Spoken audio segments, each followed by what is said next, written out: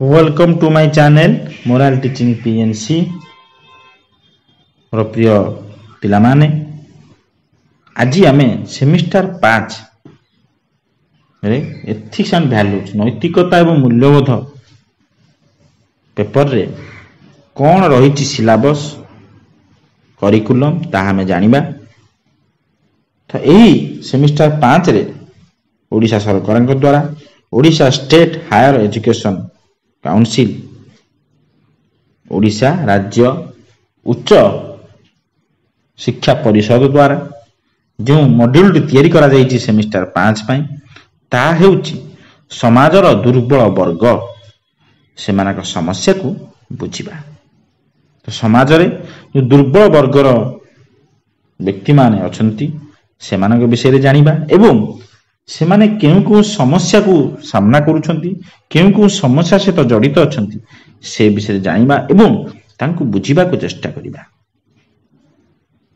तो पिले एही सेमिस्टर रे जो मॉड्यूल तैयारी करा जायछि एटी बहुत हमरो हृदयस्पर्शी व बहुत इमोशनल मॉड्यूल जहा कि प्रत्येक छात्र एवं छात्री जानिबा दरकार बुझिबा दरकार एवं सचेतन होबा दरकार। एबे आसु जिबा कंप्लीट सिलेबस विषय जानिबा। चारोटी यूनिट रहउछि बा चारोटी चैप्टर रहउछि। तो चारोटी चैप्टर रहउछि कोन कोन ना संतान संबंधी समस्या प्रथम चैप्टर, द्वितीय चैप्टर रहउछि वयोज्येष्ठ व्यक्ति मानक सह जड़ित समस्या, तृतीय चैप्टर रहउछि दिव्यांग बा भिन्नक्षम व्यक्ति मानक सह जड़ित प्रसंग बा समस्या, तापर रहउछि तृतीय लिंग सह जड़ित समस्या बा प्रसंग। प्रथम विषय रे जो अछि संतान संबंधी समस्या सेतरे जानिबा पुष्टि बा पोषण एवं स्वास्थ्य। छोट छोट पिला बा संतान मानक सहित ताकर पुष्टि पोषण केमि करिबा एवं स्वास्थ्य से जानिबा। शिशु शोषण शिशु मानक किबळी शोषण करा जाउछि जेमिति कि शिशु श्रमिक, शिशु चालाण एवं यौन शोषण। शिशु बहुत जगह में देखीचे शिशु श्रमिक था माने बहुत कम बयस पिला माने काम करथानी श्रमिक हिसाब से मे भी मिस्त्री बाली मिस्त्री काम हो मे भी होटल रे हो बा एई भली किछि शॉपिंग मॉल रे हो शिशु श्रमिक को देखिया मिले। तापर शिशु चालाण ट्रैफिकिंग तो छोट शिशु मानक गोटे जगह आउ गोटे चालाण करा जाए बिका जाए एवं यौन शोषण। तापर होछि द्वितीय विषय वयोज्येष्ठ व्यक्ति मानक सह जड़ित समस्या। एथिरे हमें पढ़िबा वयोज्येष्ठ व्यक्ति मानक प्रति दुर्व्यवहार किबळी हमें परिवेश रे समाज रे एक परिवार रे बुढ़ा बुढ़ी लोक मानक किबळी दुर्व्यवहार करा जाउछि। आर्थिक निरापत्ताहीनता एकाकीपण जो बुढ़ा बुढ़ी हो जाउछंती से माने किछि काम करि पारनांती किछि मध्ये रोजगार करि पारनांती। तो सेठी आर्थिक निरापत्ताहीनता किबळी आसुछि आम परिवार रे समाज रे तांको व्यवहार किबळी आसुछि।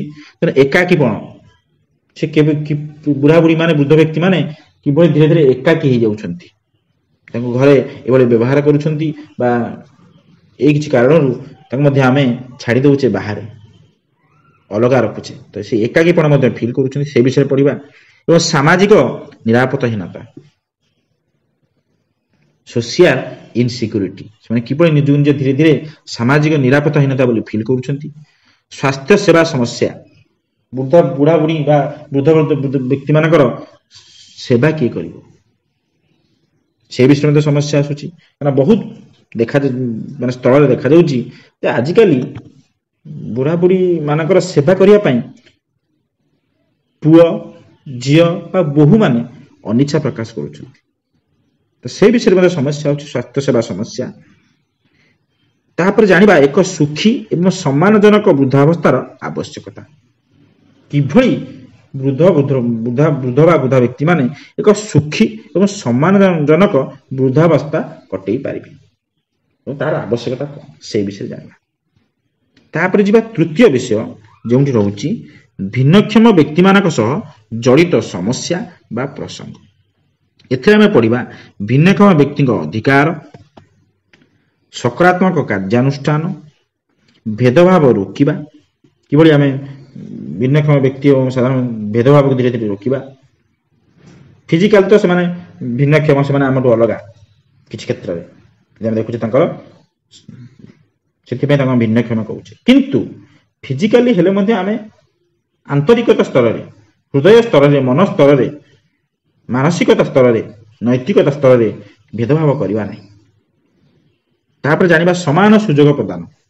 ସାଧାରଣ ଲୋକଙ୍କ ପ୍ରତି ଯେମିତି ସୁଯୋଗ ପ୍ରଦାନ କରାଯାଉଛି ସବୁ ଶିକ୍ଷା କ୍ଷେତ୍ରରେ, ସ୍ୱାସ୍ଥ୍ୟ କ୍ଷେତ୍ରରେ, ଚାକିରି କ୍ଷେତ୍ରରେ, ସେଭଳି ସେମାନଙ୍କୁ ମଧ୍ୟ ସମାନ ସୁଯୋଗ ପ୍ରଦାନ କରିବା, ସେ ବିଷୟରେ ଜାଣିବା।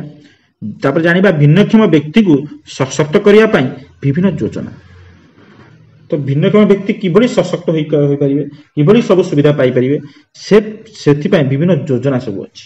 ସେ ବିଷୟରେ ଜାଣିବା ଏବଂ ସେ ବିଷୟରେ ଆମେ ସଚେତନ ହେବା ଏବଂ ଅନ୍ୟମାନଙ୍କୁ ସଚେତନ କରିବା। ତାପରେ ଜାଣିବା ଭିନ୍ନକ୍ଷମଙ୍କ ପାଇଁ ସାମାଜିକ ନ୍ୟାୟ। ସମାଜରେ ତାଙ୍କର ନ୍ୟାୟ କ'ଣ ଅଛି, ନ୍ୟାୟ ପାଇବା ପାଇଁ କ'ଣ କ'ଣ ସବୁ ନିୟମ ଅଛି, କ'ଣ କ'ଣ ଅଧିକାର ଅଛି, ସେ ବିଷୟରେ ଜାଣିବା। ଇଏ ଗଲା ତୃତୀୟ ବିଷୟ। ତାପରେ ଚତୁର୍ଥ ବିଷୟରେ ଅଛି ତୃତୀୟ ଲିଙ୍ଗ ସହ ଜଡ଼ିତ ସମସ୍ୟା ବା ପ୍ରସଙ୍ଗ। ତୃତୀୟ ଲିଙ୍ଗ ମାନେ ଥାର୍ଡ ଜେଣ୍ଡର, ଯେଉଁମାନେ ତୃତୀୟ ଲିଙ୍ଗ ଅଛନ୍ତି ଆମ ସମାଜରେ, ସେମାନେ ମଧ୍ୟ ଦୁର୍ବଳ ବର୍ଗରେ ଯାଉଛନ୍ତି ଏବଂ ଅବହେଳିତ ହେଉଛନ୍ତି। କିଭଳି ସେମାନେ ସେ ଅବହେଳିତ ନ ହେବେ ସେ ବିଷୟରେ ଆମେ ଏଇ ଚକ୍ରରେ ଜାଣିବା, ଯାହା ହେଉଛି ତୃତୀୟ ଲିଙ୍ଗକୁ ବୁଝିବା। ଆଗ ତୃତୀୟ ଲିଙ୍ଗ କେଉଁମାନେ ସେ ବିଷୟରେ ଜାଣିବା ଏବଂ ବୁଝିବା। ସେମାନଙ୍କ ପାଇଁ ସାମାଜିକ ନ୍ୟାୟ, ତୃତୀୟ ବର୍ଗ ଲୋକଙ୍କ ପାଇଁ ସମାଜରେ କ'ଣ ନ୍ୟାୟ ଅଛି, କ'ଣ ଅଧିକାର ଅଛି, କ'ଣ ନିୟମ ଅଛି ଆମ ସମ୍ବିଧାନ ଅନୁସାରେ, ସେ ବିଷୟରେ ଜାଣିବା। ଭେଦଭାବ ଦୂର କରିବା, ମୁଖ୍ୟ କଥା ହେଉଛି ଭେଦଭାବ ଦୂର କରିବା। ତାକୁ ଆମେ କିଛି ଖରାପ ଭଳି ବିହେଭ୍ କରିବା, ଦୁର୍ବ୍ୟବହାର ନ କରିବା। ତାପରେ ସକାରାତ୍ମକ ପଦକ୍ଷେପ, କ'ଣ କ'ଣ ସକାରାତ୍ମକ ପଦକ୍ଷେପ ନେଇହେବ ତୃତୀୟ ଲିଙ୍ଗ ମାନଙ୍କ ପ୍ରତି ବା ତାଙ୍କ ସମସ୍ୟାକୁ ଦୂର କରିବା ପାଇଁ। ତାପରେ ଜାଣିବା ଲିଙ୍ଗଗତ ବିବିଧତାକୁ ଗ୍ରହଣ କରିବା। ବହୁତ ଲୋକ ତୃତୀୟ ଲିଙ୍ଗ ଲୋକଙ୍କୁ ଗ୍ରହଣ କରିପାରନ୍ତିନି। ଆମେ କିଭଳି ଆମେ ଗ୍ରହଣ କରିବା ଶିଖିବା, କାରଣ ସେମାନେ ମଧ୍ୟ ସମାଜର ଏକ ଅଙ୍ଗ, ସେମାନେ ମଧ୍ୟ ଆମ ଭଳି ଏକ ମଣିଷ, ଏକ ବ୍ୟକ୍ତି। ବାୟୋଲୋଜିକାଲି ସେମାନେ ତୃତୀୟ ଲିଙ୍ଗରେ ଯାଉଛନ୍ତି। ସେମାନଙ୍କ ବିବିଧତାକୁ, ଏଇ ଯେଉଁ ସେମାନେ ଏଇ କ୍ଷେତ୍ରରେ ଯେଉଁ ଅଲଗା, ସେଟାକୁ ଆମେ ଗ୍ରହଣ କରିବା। ତା ମାନେ ଯେ ସେମାନେ ଗ୍ରହଣ ନ କରିପାରି ଆମେ ସମାଜରେ ତାଙ୍କୁ ବାସନ୍ଦ କରିଦେବା, ତାଙ୍କୁ ଆମେ ଦୁର୍ବ୍ୟବହାର କରିବା, ତାଙ୍କୁ ଆମେ ଅସମ୍ମାନ କରିବା, ଏଇଟା ଠିକ୍ ନୁହେଁ। ତ ଏଇ ଯେଉଁ ମୁଁ ପ୍ରଥମରୁ କହିଛି, ଏଇ ଯେଉଁ ବିଷୟ ବି ଅଛି, ଏଇଟା ବହୁତ ମାନେ ଇମୋସନାଲ ଏବଂ ବହୁତ ସମ୍ବେଦନଶୀଳ ବିଷୟ ଗୁଡ଼ିକ। ତ ଆମେ ଏଇଭଳି এই 4ଟି ୟୁନିଟ୍ରେ ସନ୍ତାନ ସମ୍ବନ୍ଧୀୟ ସମସ୍ୟା ବା ପିଲାମାନଙ୍କ ସହିତ ଜଡ଼ିତ ସମସ୍ୟା, ବୟୋଜ୍ୟେଷ୍ଠ ବ୍ୟକ୍ତିମାନଙ୍କ ସହିତ ସମସ୍ୟା, ଭିନ୍ନକ୍ଷମ ବ୍ୟକ୍ତିମାନଙ୍କ ସହ ସମସ୍ୟା ଏବଂ ତୃତୀୟ ଲିଙ୍ଗମାନଙ୍କର ସମସ୍ୟା, ଏହିସବୁ ବିଷୟ ବିଷୟରେ ଆମେ ପଢ଼ିବା। ମୁଁ ଆଶା କରୁଛି ସବୁ ସେମିଷ୍ଟାର ଭଳି ଏହି ସେମିଷ୍ଟାର ମଧ୍ୟ ଆମେ ଏମିତି ଛୋଟ ଛୋଟ ଭିଡ଼ିଓ ଅପଲୋଡ଼ କରିବା, ଯାହାକି ତୁମ ପାଇଁ ବହୁତ ଉପଯୋଗୀ ହେବ ଏବଂ ପ୍ରତି ଚାପ୍ଟରର କିଛି ଇମ୍ପୋର୍ଟାଣ୍ଟ ପ୍ରଶ୍ନ ଉତ୍ତର ତୁମମାନେ ଆମେ ଡିସ୍କସନ୍ କରିବା। ଆଶା କରୁଛି ଏହି ସେମିଷ୍ଟାର ମଧ୍ୟ ତୁମମାନେ ଏକ୍ଜାମ୍ ଭଲ କରିବ। Thank you.